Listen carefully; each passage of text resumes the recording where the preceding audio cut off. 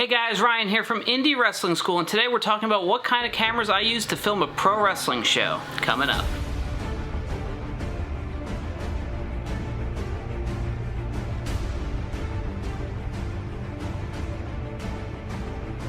Hey guys, thanks for checking out this video. If you're new here, please consider subscribing below. We put out new videos every single Thursday for 3 Minute Thursday. So one of the questions I keep getting asked pretty regularly is, what kind of cameras do you use for shooting a pro wrestling show?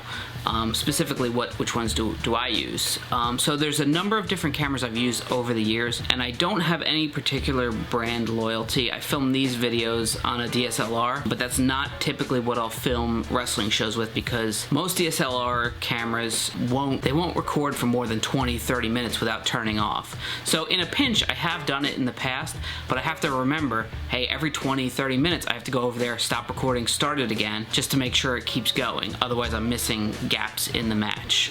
So really, if you're doing it with a DSLR and that's all you have, then you got to work with what you have, right? Just remember, you might want to stop it after every single match. So the particular camera I use nowadays to record shows is anything that has 4K capability, although I do not record in 4K. I record all the shows now because I was recording in 4K for a little bit and it just ate up so much space. I had one show that was taking up like 3 terabytes for one single show. It's crazy. I record them now at 1080, 60 frames a second. I don't like 30 frames a second because it's action. Pro wrestling is action, so I like as many frames as possible. I know the cinema look for a camera is 24 frames a second, but I feel like that makes it very choppy. We recorded a season of one of these shows that we did, sort of a studio wrestling show at 24 frames, and it just looked terrible. So I've never done 24 frames. In a pinch, if the camera can only do 30, I'll do 30, but I like to record at 1080, 60 frames a second. So now there's a million cameras. If you go on Amazon, you can find these 4K cameras and like $200 bucks. You're like, wow, this is a great deal.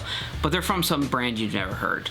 I would recommend staying away from those because although they can record technically in 4K, the image quality is so poor, it looks like it was recorded on a cell phone in the early 90s. You don't want your wrestling footage to be looking like it was filmed by a baked potato. So I stick with Canon, Sony, Panasonic, JVC, all the regular, like, kind of standard bearers for camcorders, and I do record the show with a regular camcorder. I usually have a tripod. I usually have one camera for the hard cam. That hard cam is usually linked to our backstage monitor so we can see what's going on. Then there's usually a side profile. Sometimes I'll have a corner shot. I'll throw a GoPro up in the corner to get a really wide shot of the crowd and everything in case there's some action on the outside. And then typically, if we have the staff, I like to have somebody doing a roving camera. Now what I use nowadays is any kind of camera that has a gimbal. What I'm using now is the DJI Osmo Pocket. It's very small. It almost looks like a joke when the guy's walking around and recording with it, but it really gives you great footage and you can get a lot with it, and it's super smooth. So if you have the opportunity to pick something like that up, it's not a necessity. But if you have the opportunity to get something like that and it's in your budget, I would highly suggest it. And same thing with that kind of camera or the GoPro. I'm still recording at 1080 at 60 frames. The one thing I will do is sometimes I will throw a different kind of GoPro in a random location, just a really wide shot of everything. And it's not really for the show. It's for as soon as we get there till we're completely done with the event. And sometimes I almost forget to grab the camera because it's so out of sight, out of mind. But I like to get a whole view of everything that went on that day and make it into a time-lapse. So that can be used with the time-lapse mode, or if you have a big enough SD card, you can just record at normal frame rate, although you don't need 60 frames a second because it's just going to be sped up. And there has been times where I have to use that camera as a backup camera where somebody didn't get some action, so it's good that I had it recording 30 frames a second at least. Just in a pinch, it's good to have that kind of camera. That's all for this week. If you enjoyed this video, please beat the shit out of the like button, and we'll see you next week for 3 Minute Thursday.